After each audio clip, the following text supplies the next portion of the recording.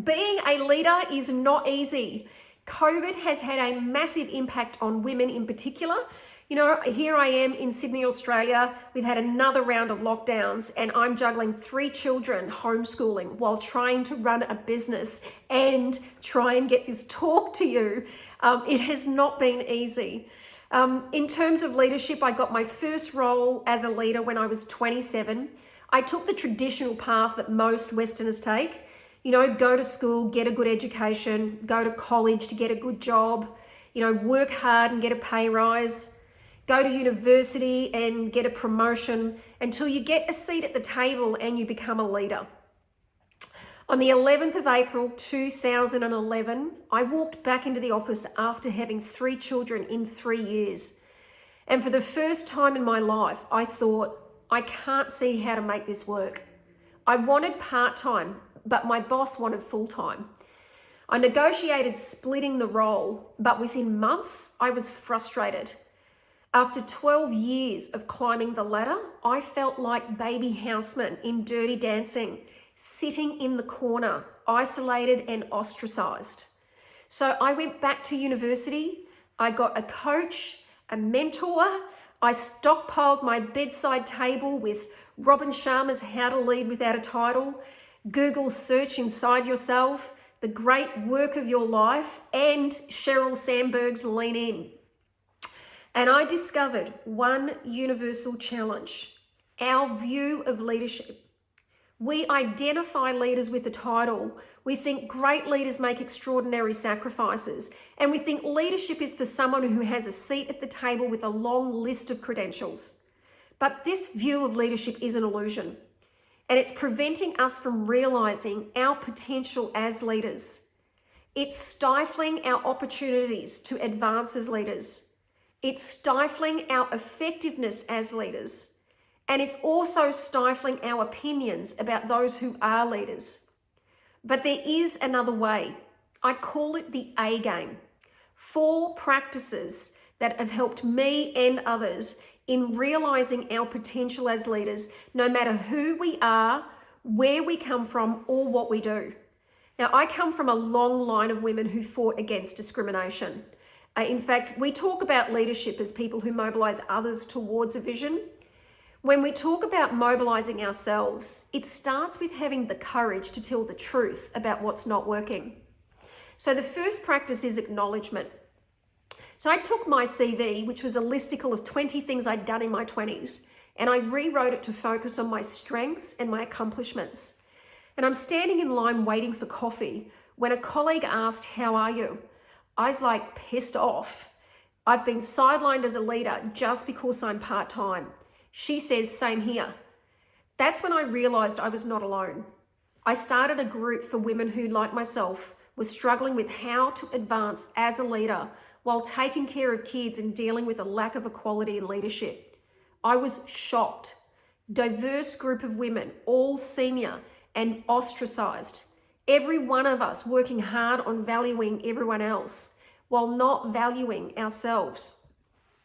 You know, it's easy to blame the company or society or the government, and in some cases even blame ourselves. But this is our life, not someone else's. So the second practice is accountability. You know, being accountable is an opportunity to carve out a new future.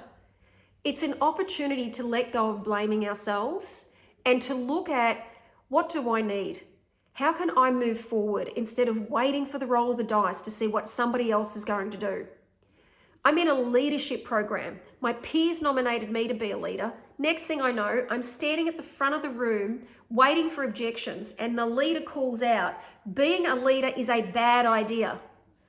I wonder, is it work-life balance? Do I have the right skills? Is it the imposter syndrome? Or is it discrimination? You know, I'm an Aboriginal woman, a descendant of the stolen generations of the Waka Waka and Kylee nations, a generation of Aboriginal people who were forcibly removed from their families. My great-grandmother was 2, my grandmother was 3, and my mother was 5. Despite being only 16 when I was born, my mother fought against forced adoption, making me the first woman in 4 generations to not be forcibly taken from my family. Now, I've overcome a lot of adversity: abuse, infidelity, postnatal depression, discrimination, autoimmune condition, but none worse than my own judgment that I don't belong, that what I have to say doesn't matter. But when we can authentically own that we are accountable for how life turns out, we have enormous power. So creating things like future-based statements, like a vision and purpose, are incredibly powerful. But in my experience, they mostly just end up on a wall or in a document.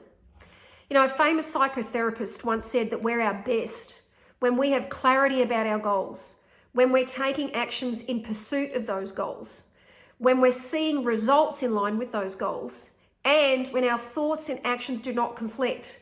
Now, that is a lot easier said than done. So the third practice is alignment.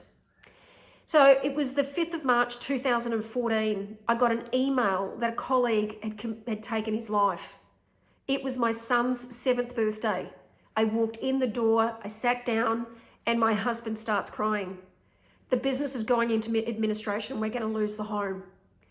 We were 2 weeks away from launching our very first event for the women's mentoring group, and I stopped. I rang and told them everything. I said, we need to stop it. And they said, no, take whatever you need. So I took the time off to take care. I realized at that time there was nothing more important than taking care of my family and my own well-being. So the final practice is action. And it sounds simple because it is. And yet how many of us get stuck for days, weeks, months, years, sometimes forever, not taking action on the things that are truly important to us. See, when we take action despite what we think, we realize that we are much stronger than we give ourselves credit for. In fact, not taking action is what leads to the downward spiral of doubt. In 2015, I did it. I took a leap. I started my own business. And in 2018, I was acknowledged by our Office for Women for my contribution to advancing women in leadership. And last year, I was acknowledged by LinkedIn's as a top 20 voices. After 28 years of being in the business of storytelling, I discovered that the real power of storytelling lies in our own stories. You know, telling my own story has been one of the bravest things that I've ever done. So taking action despite what we think is not some magic spell. It is about taking action despite the challenges and on our own views to see what is and isn't possible. Being a leader is not easy, but it is simple. It's not anything to do with having a title. It's got nothing to do with self-sacrifice or having a long list of credentials. Being a leader is about having a passion for something that's much bigger than ourselves. So to anyone else who thinks being a leader is a bad idea, I invite you to join me in what I'm officially declaring a new paradigm of leadership, an opportunity to carve out a new future and take action in direct alignment with our vision, our values, and our purpose. I have created a workbook with the 4 A-game practices that I invite you to download, and I invite you to connect with me on LinkedIn. And if you would like to join our community on Facebook, it's Team Women, Ignite Your Passion. You know, Margaret Mead once said, never underestimate the power of a small group of committed people to change the world. In fact, it is the only thing that ever has. Thank you for the opportunity to connect with you and to share my story. And I truly hope you enjoy all the other women who are telling their stories. Thank you.